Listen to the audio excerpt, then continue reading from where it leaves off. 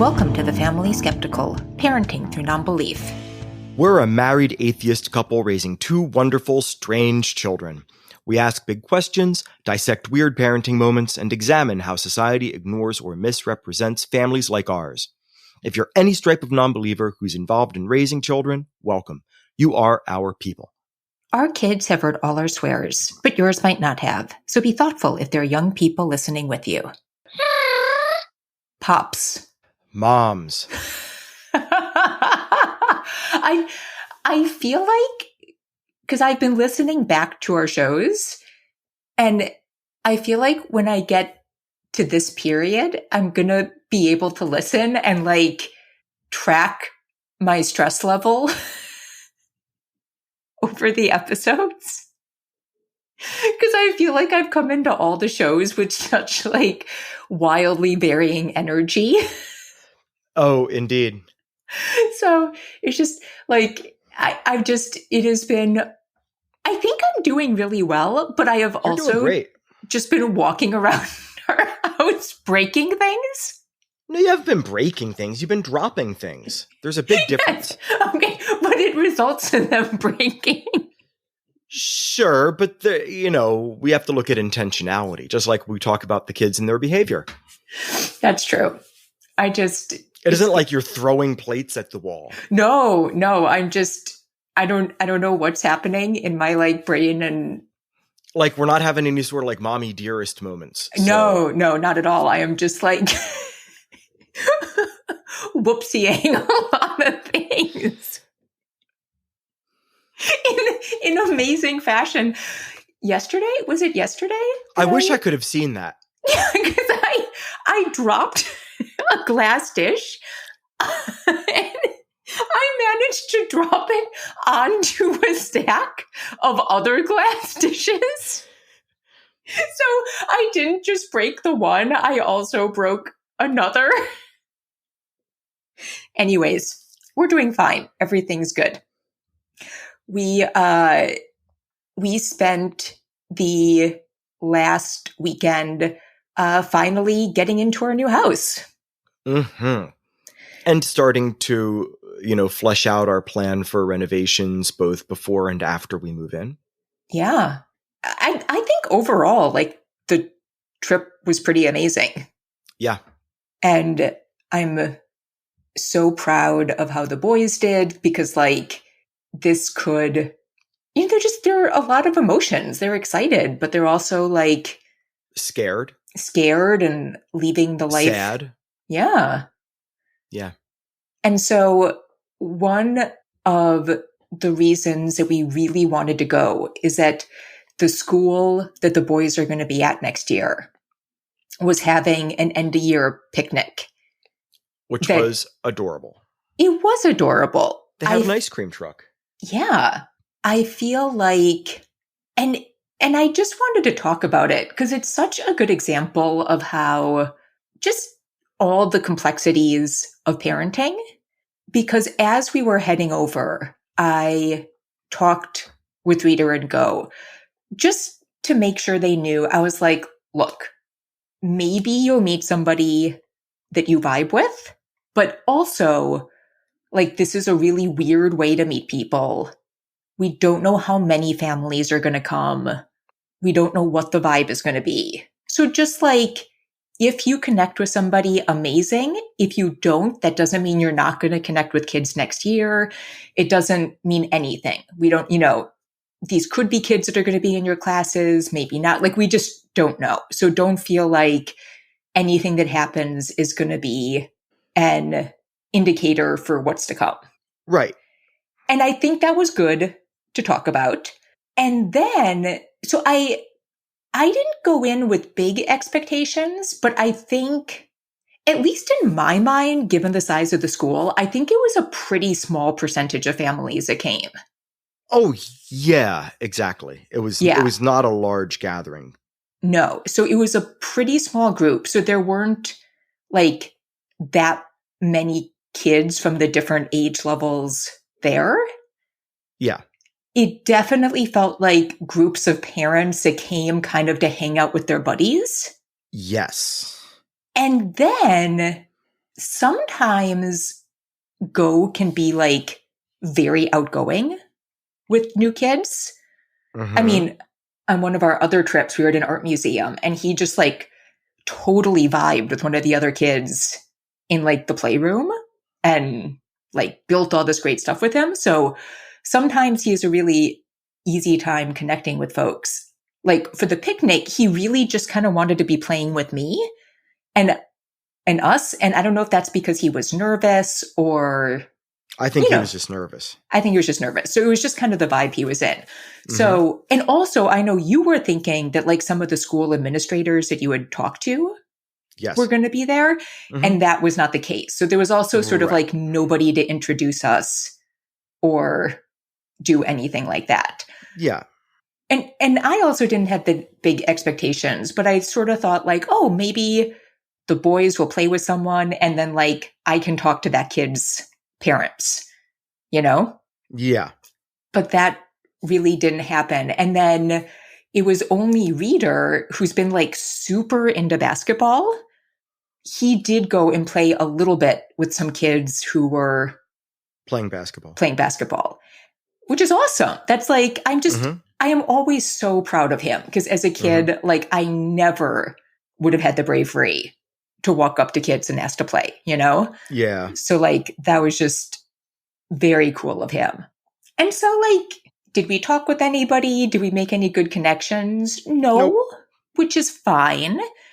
And I feel like we kind of set I feel like I kind of set expectations appropriately for that. Then on the ride home, I mentioned how proud I was of Reader for putting himself out there like that. Right. And it made Go really sad Mm. because it made him feel like he hadn't. And then he got really disappointed that he hadn't made any connections. So, Yeah, you screwed that one up.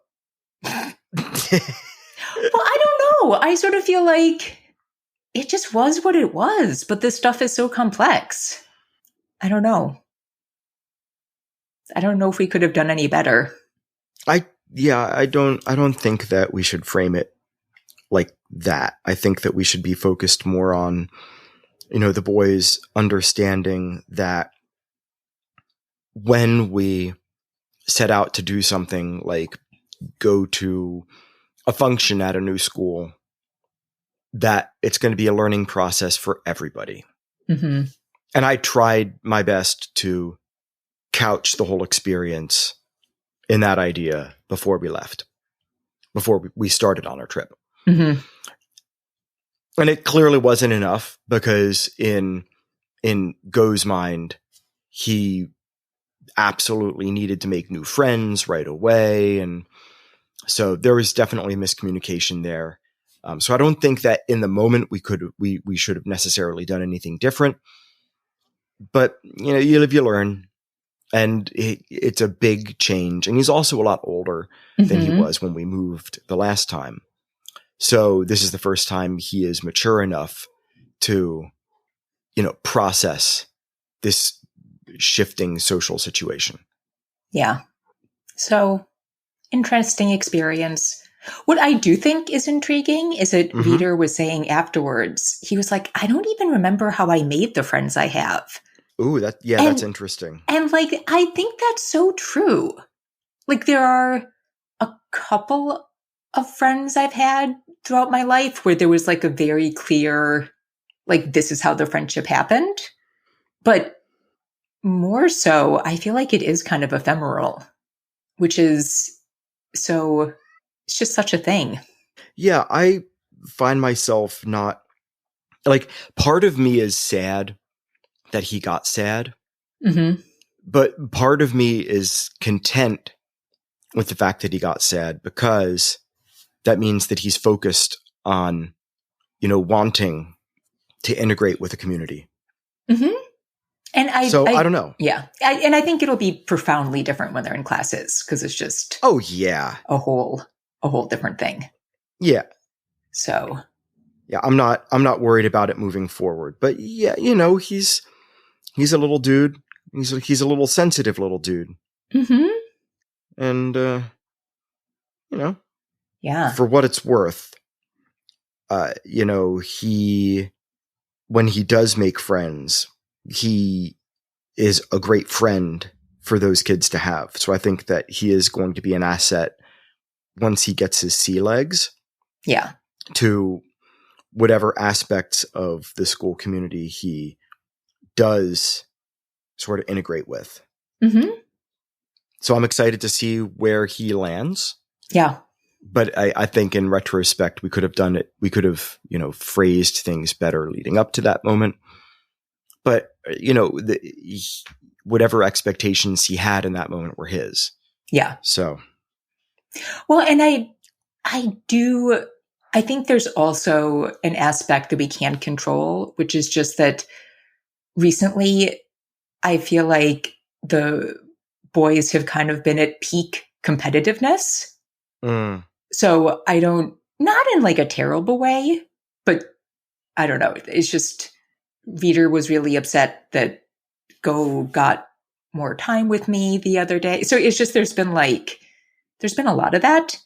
And so I think it was both him being a little disappointed at how things went down, but also just like hearing Reader get praised. I think there was an aspect of that, like, feeling makes a lot of sense. His brother in that moment. So it was kind of things on top of things. Parenting is hard. Yeah. Constantly shifting. Mm-hmm.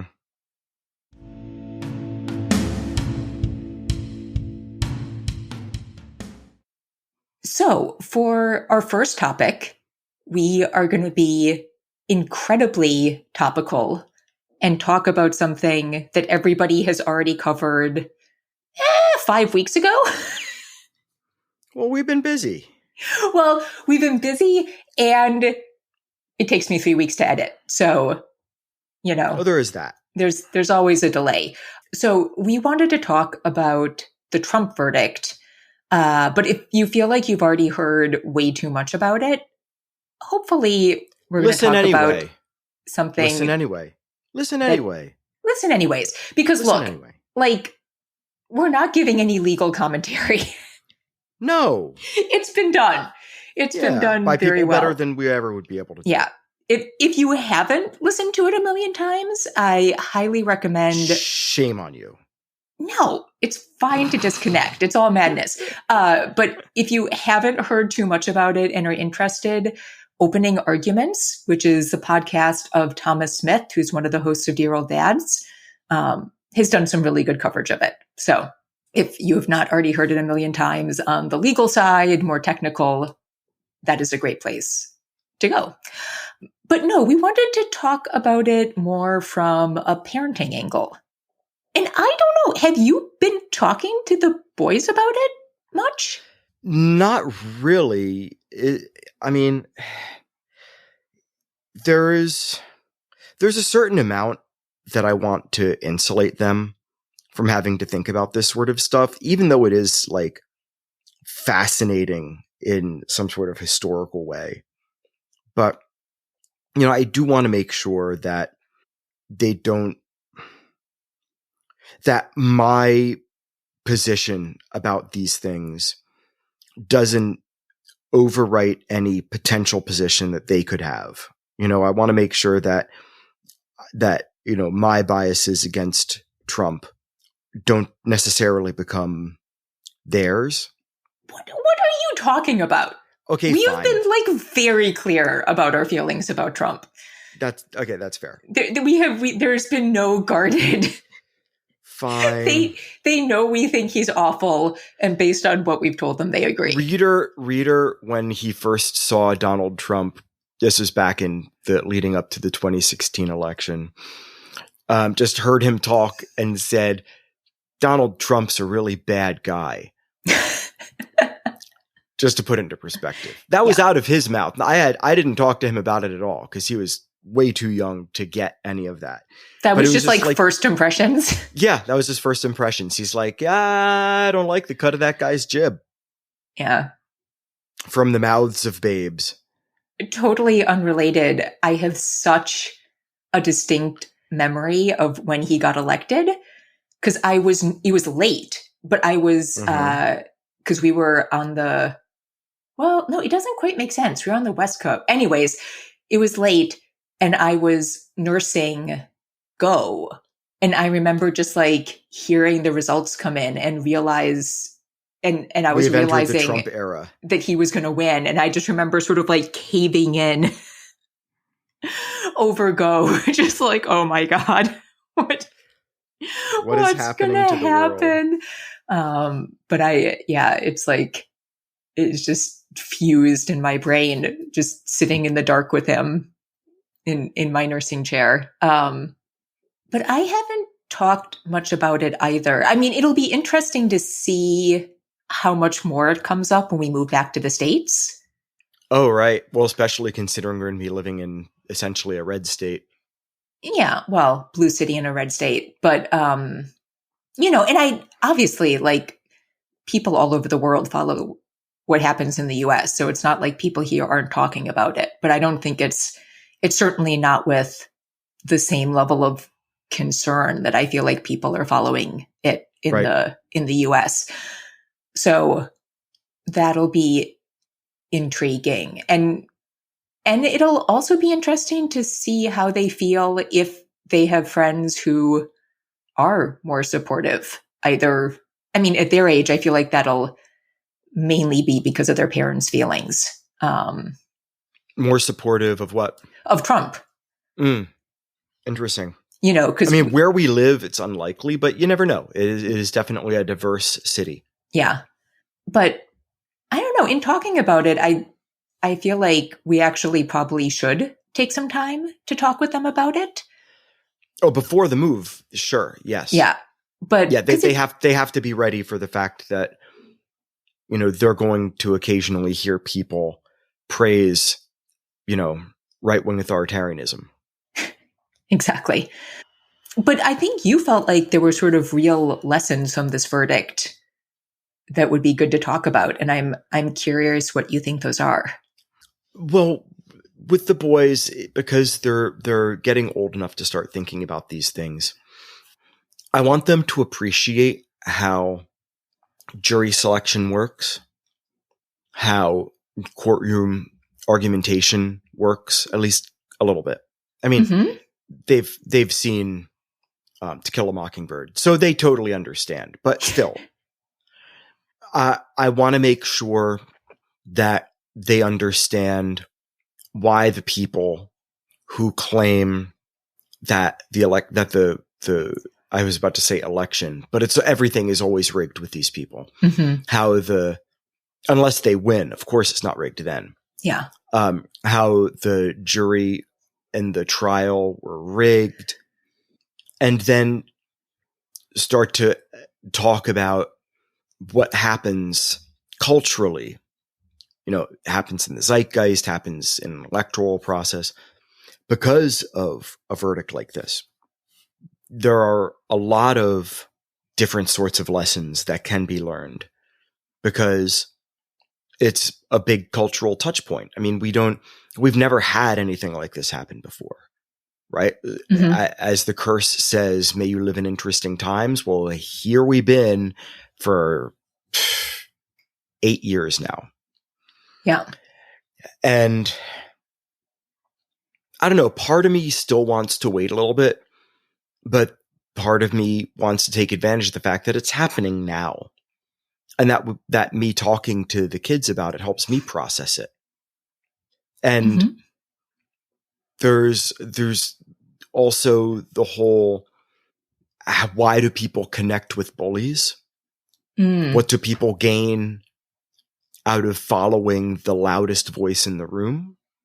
How people adjust or shelve their morality in other ways in order to support, or at least like assuage one fear that they might have.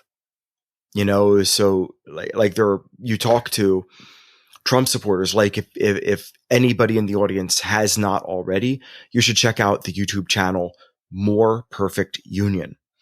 They do a lot of commentary on workers' rights, on the things that connect people across political divides through economics and health and well-being. You know, the sorts of things that, like, from a humanist standpoint, I attach myself to. And we talk about this with regards to religion, how humanistically I'll align myself with all sorts of different kinds of theists. That it's not, like, in that regard, I'm not an anti-theist because we have bigger fish to fry, in my opinion. And so some of the interviews that they show on More Perfect Union are of, you know, Trump rallies where you have one of their journalists go and talk to Trump supporters and find common ground, despite the fact that the person, you know, is dressed up like they're auditioning for, you know, whatever crackpot version of The Apprentice he would choose to create after all of this is said and done. And I don't know, like, it feels like there is definitely a there when it comes to bridging those divides. And I think that our kids are empathetic, and that it behooves us as parents of kids like that to see how we can talk about why people might still align themselves with Trump, how the people that aligned themselves with Trump in the past might reevaluate, and then also how we can talk about these things as a broader, diverse community in a way that helps us understand why people might still look up to him, and then also why some of those people are choosing to change their tune. Mm-hmm. You know, well, I mean, I don't, like you've heard me say before, I don't think we choose our beliefs. So I don't even think they choose to change the tune. I just think that they're getting new evidence, and that new evidence is overriding their old belief system about Trump. And that, you know, for a lot of people, they have reached a tipping point where it's like, it's absurd. And his rhetoric is increasingly absurd. Like, it was absurd before, but now he's coming out and saying that he never said lock her up. Like, what? Yeah. What? Does he really believe that his supporters are all that gullible that they'll just believe what he says now and never, ever fact check? Like, not all of his supporters will act that way. Mm-hmm. Like, really? And, you know, you can talk to some of them. There are plenty of people who are very vocal about having supported him in the past and not necessarily supporting him now.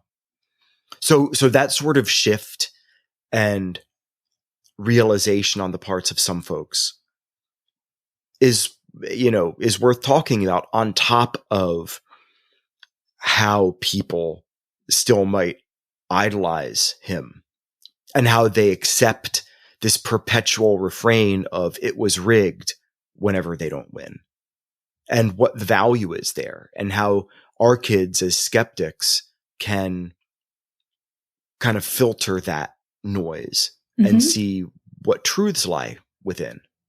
I hadn't thought about this before. You know, my mom and I have talked a lot about how awful the middle school years are, because just like everyone's a hormonal mess, nobody really retains anything they've learned. And I think when I was like in high school, kind of after I'd been through middle school, my mom made a suggestion, which obviously wasn't taken up because it would have been like wild. But I think it was such a good suggestion that for the middle school years, you should just like stop trying to teach all of the traditional topics and just like do all like civics and life skills, like voting, how to get a bank account, how to balance a checkbook, like how to like just sort of look at those years as totally different. And it is a really good example to talk about the legal system. I think juries are like a fascinating thing. It is one area of life where we potentially have the opportunity to like make a huge impact, either in a case that's very big or in a case that's just like very important to like a couple individuals. And there's really nothing to prepare people for that or to talk about it. So, I mean, I'm sure if you think he was wrongly convicted, you think that jury did a terrible job.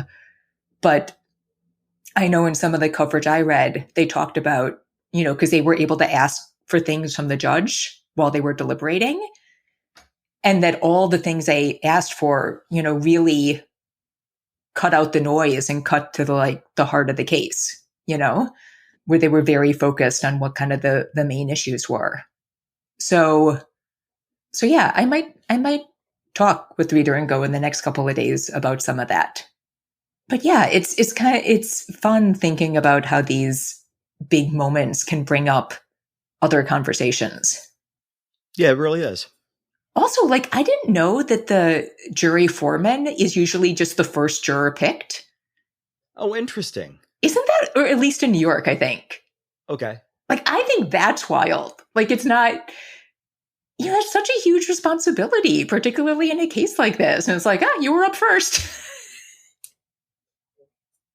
It's so interesting.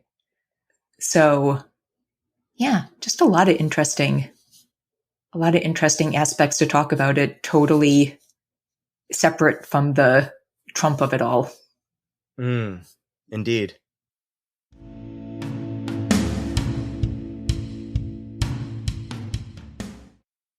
But speaking of talking about hard topics, I think that kind of leads in well to our second topic, which we are also incredibly non-timely about because this has been going on for a very long time. But I wanted to talk about book bans. Yes. So I think I thought about this because when we were on our trip, we stopped in at the local library and they were just amazing. It was so fun.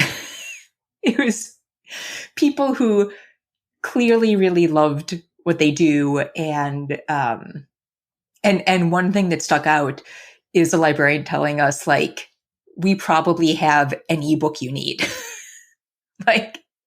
We might not have it here, but we probably have it in our system and can get it for you, which is just yay.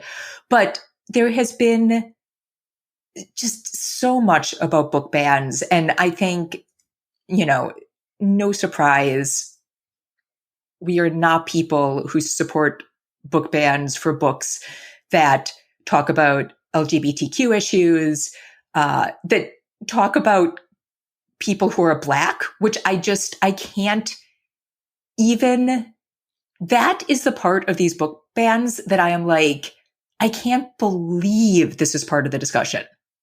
I mean, I know our country is still terribly racist, but there's a certain kind of racism that we at least try to hide and not say out loud. And it's just wild to me that we would be talking about banning books that have Black characters. Yeah. And talk about the Black experience. Holy hell, what's going on? So I clearly don't support any of that. But I was interested in talking about libraries and kid sections and school libraries, because I do think there is a slightly larger discussion to be had because clearly not every library can carry everything and not everything is going to be put in a kid section. And not everything is going to be in a school library. School libraries are very different than city libraries where they have vast collections. School libraries have more limited collections. It's not like they can go out and get books from other places. So what's in the school library is in the school library. So you have to make hard decisions about what you're going to have because you have the space and the resources you've got. And just to kind of think about that. So to start the discussion, I love Dan, I think you say his last name Kois, Dan Kois. He's one of the original hosts of Slate's parenting podcast, which was called when he started it, Mom and Dad Are Fighting, and is now Care and Feeding. And he has a contention that for books, you should never limit what a kid reads. Indeed. That if a kid is capable of reading a book, if they want to read it, they should read it. That you just should not limit what your kids read at all, which I think is an interesting stance to take. So given that as a proposition and kind of thinking about what should and shouldn't be available, do you have any initial thoughts? I think that we need to look at what we hope the kid would get out of the book. That fundamentally, as a starting point, the book needs to promote conversation about the book. And then you have to think about what that conversation would be. What's the utility of the kid having access to the book? And then what in the book might be deemed objectionable by some people.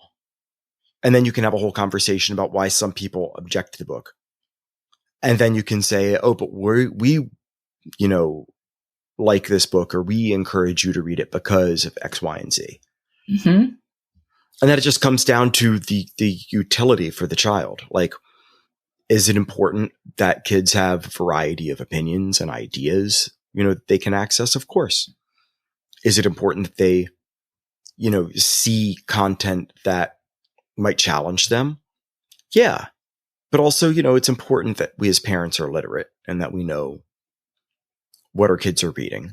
And that, schools provide reading lists. We see what the kids are reading. And so, I don't know, I just don't get book bans. I don't understand them. If anything, it's it's an opportunity for your kid to learn more and for you to grow as a family. But what do I know? Well, I mean, I think the initial absurdity of book bans in this question is that I think librarians, as far as my experience, are some of the most lovely people on the planet. And so you have people who are trained in thinking about these issues and curating collections. And for the most part, I think trusting librarians is the easiest and best thing to do because they are thoughtful and they don't want kids reading something that's going to be hard or disturbing for them. And so this is just creating an issue that doesn't truly exist because you already have frontline people who are being thoughtful and caring. So it is a nothing burger raised to some level of concern by people who want to make an issue about it. So I don't think there's a huge amount of real concern, but I do think there are some things that are worth talking about, because at least when I was in school, as far as what teachers were promoting, there was still kind of an emphasis on classics, and that may very well have changed. But I do think there's sometimes questions about books that, because of their age, have some outdated ideas, potentially racist or sexist language or opinions put forward. This is clearly not what people who are looking for book bans are concerned about. But I think it's a more interesting question when it comes to thinking about this curation. Mm. And I will say it's just hard for me because I don't know, as a white person, I kind of have to lean on other voices to know how painful it is having that kind of material taught in a class. And then I also know, as far as in my own life, the other white people I know who really had a moment of sort of having their eyes opened and becoming more activated, to caring about, issues affecting communities of color, for a lot of the people I know, like the instigating thing was seeing something produced not that far ago in the past that is wildly racist and or sexist, and realizing that all of this is like none of this is ancient history. This is all so recent. And I think a lot of times when we present that history, we make it sound very far in the past. At least that's the way it felt to me in classes. And so, I mean, I know for me, I saw a documentary where they interviewed somebody on camera who had been alive during slavery. And I was like, what? Mm-hmm. What is happening? How can someone be alive to be filmed fairly recently who was alive during slavery? Like, it blew my mind. I think this was in middle school. And like, I did not realize, I had read a lot, but it had not clicked in for me how recent all that history is. Right. And it totally changed how I thought about things. So I think there is something to be thought about not erasing the history that is so important to understand, mm-hmm. but also being incredibly, and history in, it can be in fiction, right? Like understanding what people thought was okay to write about and say in fiction is a way of understanding what was happening during that time. So not to ignore that history while also respecting, the very real pain and discomfort that reading those kind of things could also do. So mm-hmm. to me, that's an interesting question that I can't answer, and librarians probably have thought about with far more grace and complexity than I have. Right. I think the other thing I think about, because we've talked a lot about graphic novels. Right. And again, I don't know how much schools are really carrying them, but that to me is another interesting point, because what is great about graphic novels is they do allow kids to kind of read above their pay grade. Right.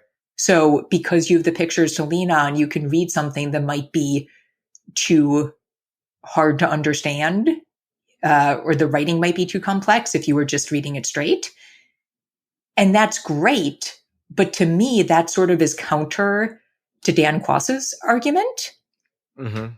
Quass's, sorry. This is Jamila's fault, because she purposefully mispronounced his last name to be funny the entire time they were on the podcast together. And it completely destroyed my ability to say his last name. That's unfortunate. Good joke, but causes issues. But to me, they are, that's kind of interesting, because I think where Dan was coming from is like, reading is not easy. And so very adult books, like if your kid is at kind of like the mental place to want to read that complexity, then they can probably struggle with, what they're reading. Yes. But graphic novels kind of subvert that, right? So I love Maus.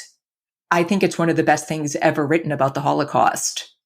I think it should be required reading for everybody in schools. But I don't think, like at this point, reader could probably read it as far as like his reading level, but I'm not going to suggest it yet. Definitely don't think it should be banned, for sure. But seeing how, and Maus is a book about the Holocaust. It's a graphic novel. The Nazis are presented as cats. The Jews are presented as mice. Mm-hmm. There is nothing Disney-esque about it. It's a very complex telling. The author's parents lived through the Holocaust. So it's him grappling with dealing with his parents and all the trauma that experience left them with, and looking at their stories and what that all means. And as we've discussed, we've talked with the boys about the Holocaust in detail, and they've seen depictions of it in Band of Brothers, Masters of the Air, but those books also deeply go into his mother's like deep psychological trauma after the Holocaust. Mm-hmm. And there are moments of that where, like, I don't know if reader would be ready for that. That is very adult and hard to deal with. So challenging to know how to place that. Right. And also how to think about it for different kids. Yeah, I mean, every kid really is different. Like, some kids are more sensitive. Yeah. And required a more delicate touch. And some kids kind of can handle whatever you throw at them. But I don't know. The skeptical parent in me says that you should give your kids the chance to try what, in your opinion, as a parent, is like increasingly tough content as they age. But do it with them, so that way you can help sort of like put it into context, frame things. But, maybe books are magic. Because I do feel like, I don't know, at least with the boys, I feel like it's easier to put down a book if you're not ready for it. Mm. Like when you're watching something, there's that sort of, I don't know. I just feel like with like a movie or when they're watching YouTube videos, there's sort of like a desire to get through it. Right. And maybe there's something about the fact that reading is a little bit more challenging, that if something is too hard or not right for you, well, certainly reader is willing to stop any book at any time for reasons I can't understand. So I think if reader was too disturbed by something, like he would just drop it, probably. And I see Go kind of circle through things as well. So in that way, I have more faith that they would probably drop something. Now, if it's like kind of interesting, but maybe above their pay grade because it's sexual, mm-hmm. maybe that would be like fascinating. And so they wouldn't. But I also don't think that's as damaging. So I kind of don't care. Like, right. If they read something a little above their pay grade there, then they have some questions and we talk about them later. So yeah, that makes sense. But also, so my mom's in New York right now. Yeah.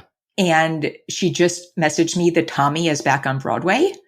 Mm. And I love the Broadway production of Tommy, which is based on the Who's rock musical. Right. Oh, I love it, love it, love it, love it, love it. And I tried playing it for the boys and totally forgot. And this is a musical I was obsessed with in middle school. Totally forgot that there is a whole song about a kid being sexually abused. Oh, wow. Yeah. I got the context, but that was me. And then listening to it with reader, I was like, oh shit, I don't know. So, but then again, also tons of kids are getting abused. So like maybe it would be really important for them to see material that like reflects their life back. And that might make it more possible for them to talk to somebody about it. So I don't know. Maybe this is like voting where like people keep talking about how there might be voter fraud. And the real issue is that not enough people vote. So like we should all be happy if people actually cared enough about voting that there was an issue with voter fraud. Right. Like maybe this is a thing where like the bigger issue is it would just be better if kids were reading more. And the true issue is that kids aren't reading enough. So we should like wish for the world in which we need to worry about kids reading all these books that are inappropriate for them.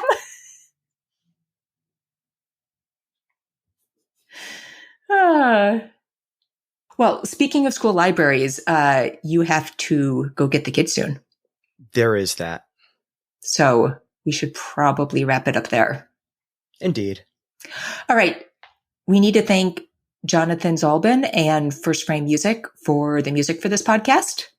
And that wraps up this episode of The Family Skeptical, where nothing is sacred except for our kids.